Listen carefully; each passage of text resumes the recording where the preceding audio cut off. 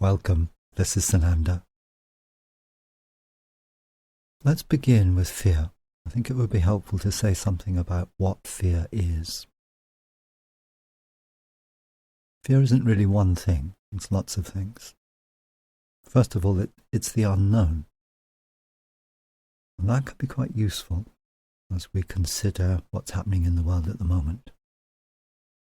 In other words, what I'm suggesting is a lot of the fear that these two questioners have mentioned, and is on the minds of many, of course, is really a sense that things are changing and that you don't quite know how all the changes are going to pan out.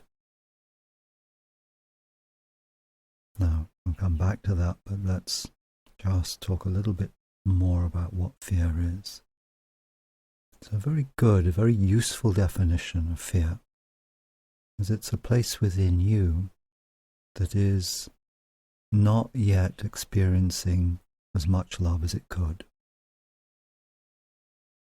In other words, it's something within you that is asking for love.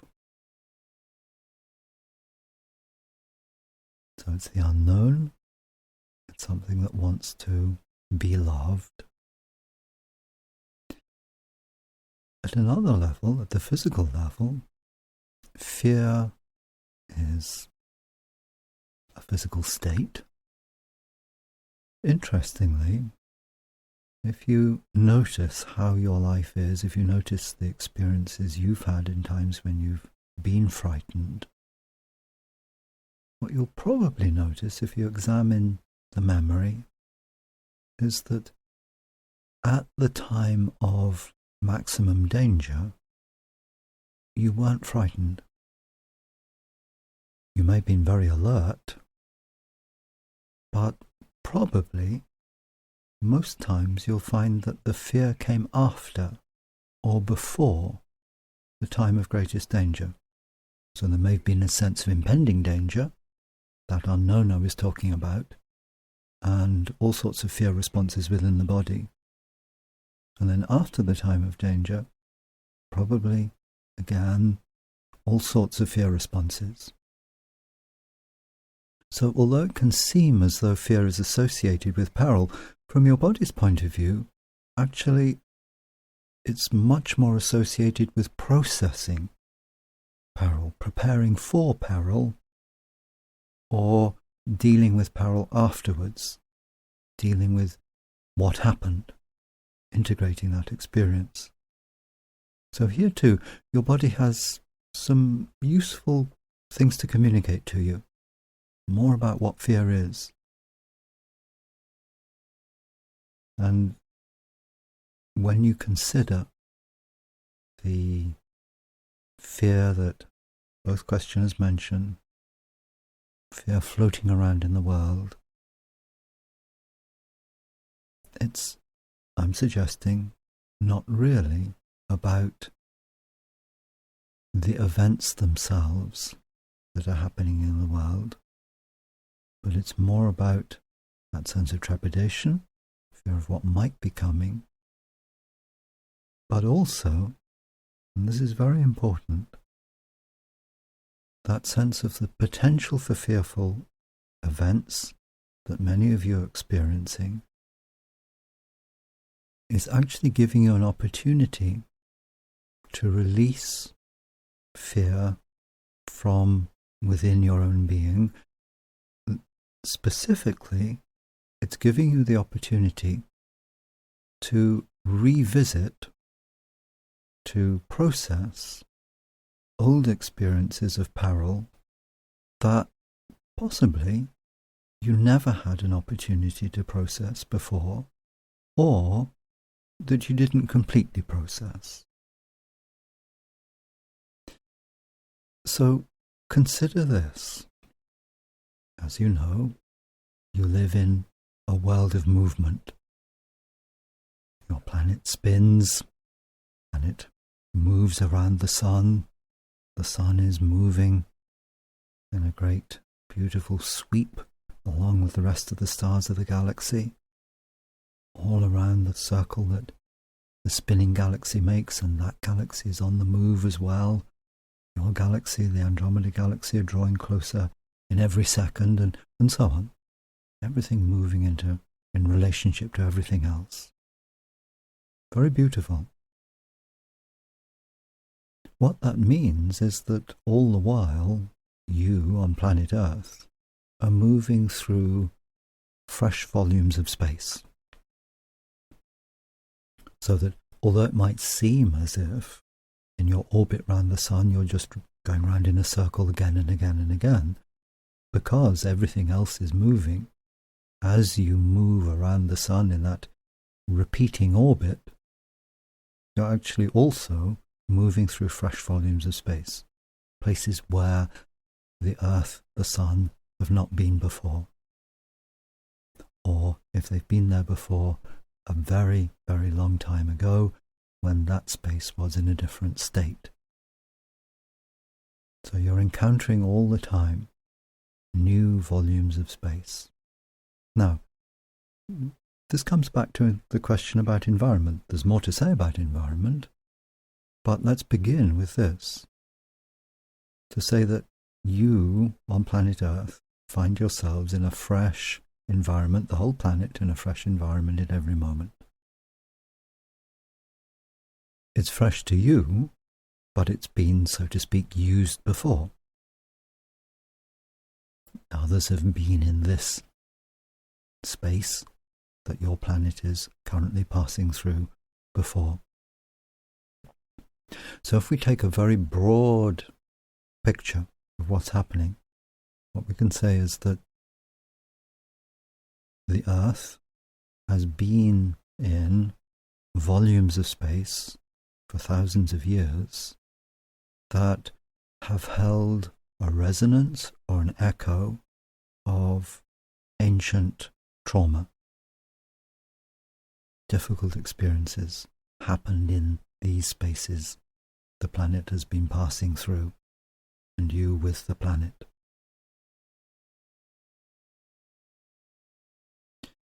In other words, the physical space that the Earth, the entire solar system, the galaxy itself have been passing through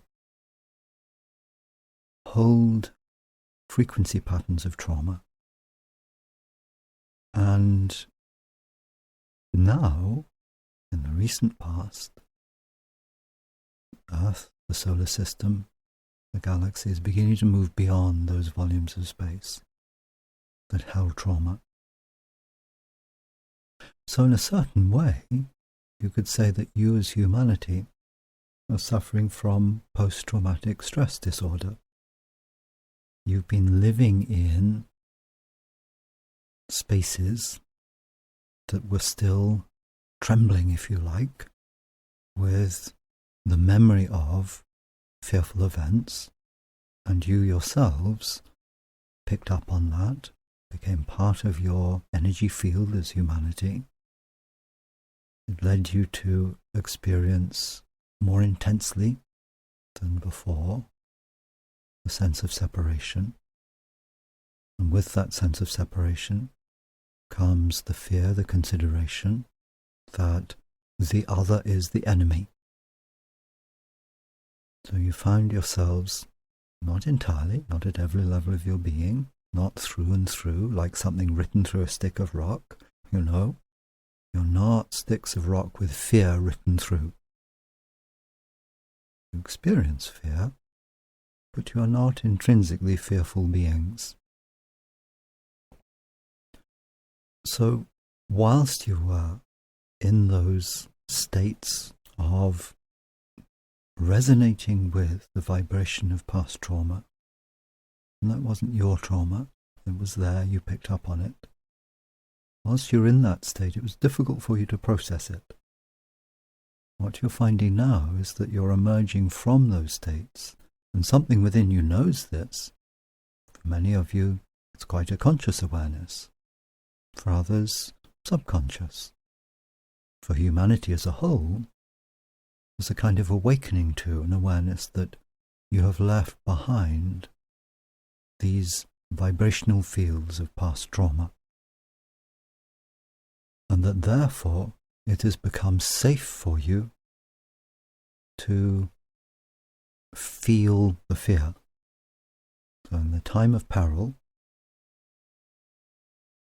going through a kind of nightmare environment of others' fears, in that time of peril, not safe, didn't feel safe to be processing that set of frequencies, the frequencies of the fears of others, and perhaps your own past fears too, but your fears of others, let's leave it at that for now.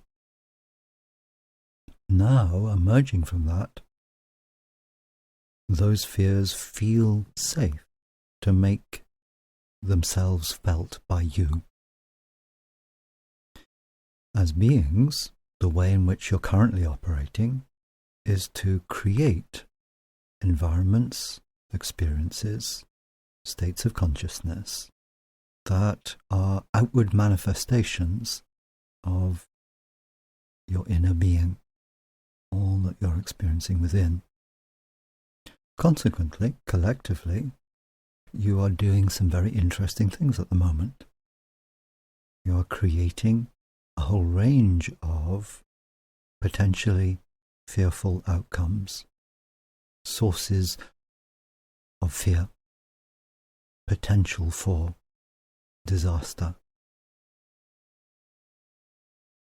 In doing so, you give yourself permission, you're bringing into conscious awareness these old states of fear. You're giving yourself permission to heal, actually. What you're doing is letting those frequency patterns of fear that you've carried forward collectively through space and through time to manifest outwardly. For most of you, in truth, the way that you're letting them manifest outwardly is at a distance, as a threat, as something that might happen, rather than a direct lived experience of something that is truly frightening, truly terrifying for you. It's not true for everyone on the planet. There are some on the planet who are indeed going through horrible experiences right now. But for most of you, it's really about what might happen rather than what is happening. This is not to belittle the experiences of those who are having really frightening experiences. But, as I say, for most of you, it's really about what might happen. Now, that is actually a very good way of healing those fears within. You have powerful imaginations, and so that setting up situations in the world around you, political situations, environmental situations, that allow you to imagine things getting a whole lot worse than they actually are, is a very good way, first of all, of helping you to recognize your own fears, to know what they are. Secondly, to bring love to those parts of you that are feeling the fear. If you're not noticing the fear, you can't bring love to it. If you're noticing the fear, you can bring love to it. So that in this way, you are all potentially like wise and loving parents whose children are frightened. You're both the parent and the child. So you're giving yourself the opportunity to let the fearful child within come to you and say, I'm really worried about this, I'm worried about the environment, I'm worried about the political situation, I'm worried about the potential for economic disaster and so on. And you, as the wise and loving parent, have the ability to turn to that part of you and to give it the kind of reassurance that you would give to a child. Not in a foolish sort of way, saying, there, you're just imagining it. It might be an appropriate thing to say to a real child sometimes. Not always, but sometimes it might be. But for the inner child, no, that's not so helpful. It needs a little bit more than that. Yes, it's true that the child within is imagining the dreadful future, because the future isn't here yet. It is imaginary. But this frightened part of you can recognize the potential for the bad things happening, environmental failure, economic failure, political failure, whatever it might be. It sees in the present that potential, so that to reassure, to say that it is imaginary, yes, that can be part of the answer, but it's not the whole answer. For it is also you drawing yourself, you drawing your attention to the beginnings of things taking a direction that you feel is inappropriate. So you're also giving yourself the opportunity to take action, to be active in the world. Now there are many, many, many ways of being active. For some of you, campaigning for the environment, for example, is exactly the right thing. For others, no, there are other ways of helping the world. And one of the most effective and helpful precursors to being active in the world for all of you is to recognize what you love to do. Don't force yourself to do things that you think you ought to, but don't actually love doing. It won't help. You will understand from what I've been saying that from our point of view, action within can be every bit as valuable as action outwardly. The work you do to heal your own fears really makes a difference in the world. For the fears that you are all experiencing, all creating, are collective fears. They don't belong to one person. You're creating them together. And as you heal your individual sense of fear, so you transform the world. The time comes when all of you have healed your own individual fears to such an extent that there is really no longer any need for those souls who volunteered to be the figures that you fear or hate or despise. If you pause for a moment and think about those public figures in this world whom you find it, shall we say, difficult to love, and that you may find there's a part of you that hates or despises or fears. Every one of those is a beautiful soul. A soul that is no less beautiful than your own. They are serving a purpose. The purpose is to act out your fears. When your fears are healed, their purpose is fulfilled. They move on to other things. So what you do within is of great importance, of great significance. That is not to lessen the value of working outwardly as well, where you sense the potential for things going in a direction that you feel is unhelpful. Of course, take action. Feel free to. Now, so far I've been talking in a rather global, large sort of a way. But actually, that second question is, at least in part, very much about the immediate environment, and of course that's really important for all of you too. So here's a question. Let's take it in terms of a working environment. Could be another kind of domestic environment, but imagine a working environment here. Let's answer the question in those sorts of terms. Imagine yourself Maybe you don't need to imagine this. Maybe this is your truth right now. Imagine yourself in a difficult working environment. The physical surroundings are not ideal as far as you're concerned, and the people you're working with, difficult to get on with, contradictory, overbearing, whatever it might be, something that you're not really enjoying. And yet, it's not quite so simple as walking out the door. At least it doesn't seem to be. You have a contract, you have a job, you need the income, and so on. That's a fairly normal sort of human situation. It's not about planets sailing through space. It's you living your day-to-day life. But what I would suggest is the kind of things I've been speaking about in terms of the whole of human consciousness, the whole of the planet, all of space, actually it's true for you too. So it goes like this. First of all, that which you find difficult to love in another, you can bet your bottom dollar, you can bet your boots, that person is reflecting to you something about yourself, something that you've not learnt to love in yourself.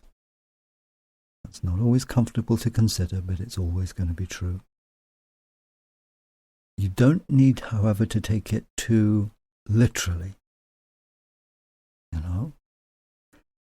Just because, what should we say, someone uses language that you find objectionable, it doesn't mean that there's literally a part of you that is also using objectionable language. It might do, but you need to look at the essence of what's going on.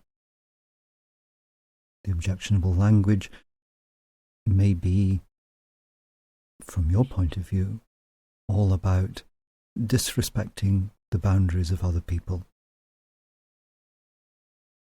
So have a look within. Is there a part of you that doesn't respect other people's boundaries?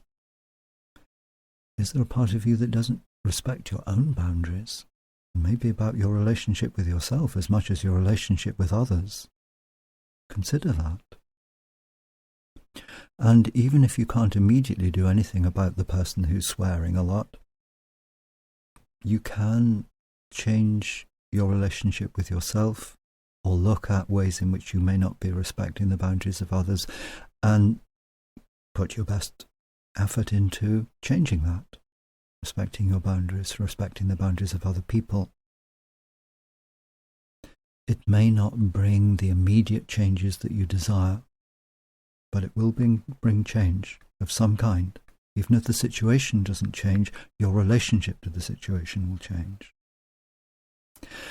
Then something else very important to consider for those of you who experience yourselves very much as being on a spiritual path. You're in an environment in which you're not entirely happy. I've chosen the example of a working environment. Okay. Sometimes spiritual people can feel that if they're not enjoying the environment they're in, they've really got to stay there and learn to love it. Indeed, what I've been suggesting might imply that. I don't mean it to. It's always good to learn to love the environment you're in, but it doesn't mean that you have to be a martyr. It doesn't mean that you're stuck in a situation that you don't like until you can totally love it. You're entirely entitled. You are free to make choices. Everything in this world is moving in relationship to everything else. You're part of that. So that staying with this quite practical way of talking about what's going on in the world, about fears, about environment, give yourself permission to change your job. Maybe you can't do it right now. Maybe it's not practical, maybe this, maybe that, but at least give yourself permission. Yes, learn to accept things as they are. That's really important. What you can't accept, you can't change. At the same time, don't turn yourself into a martyr. Watch out for that. Look within. This is a great time that you're all living in for letting the martyrs go to sleep. I don't mean to become dormant, to re-emerge at another time, but your inner martyr is really tired. and she or he, actually more than anything else, wants the sleep that brings oblivion, a forgetfulness. I mean this in quite a deep sense. I would suggest that every one of you still has within, still strong or still weak, but still there, a mata. It's a beautiful part of you. It's not a bad part of you, but it's not helping you anymore. Every one of you has been led by your inner mata to do noble things. But it's not the way now. You do not need to suffer in order to grow. You may find that you're suffering, and if you are suffering, then do your best to leave the suffering behind. But if you can't, you can't. It's okay. Love yourself. Love the part that suffers. But let go of any residual sense that suffering is necessary for your growth, that there is a special virtue in suffering.